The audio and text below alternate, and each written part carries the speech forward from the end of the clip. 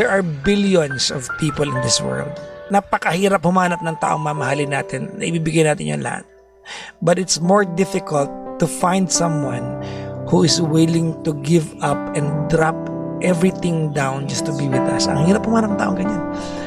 Yung kayang ibigay ang lahat sa atin para lang mapasaya tayo.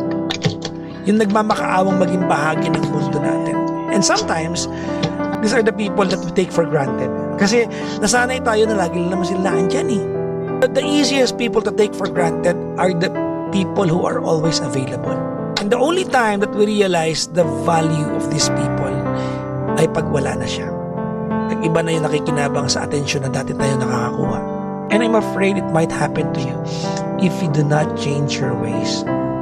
And you are 40 years old. Truth be told, you do not have the luxury of time. Wala kang mahabang panahon sa mundong ito para humanap ng tao magpaparamdam na sobrang ganda mo at hinahanap ka palagi. Kung pride lang to, baba mo na yan.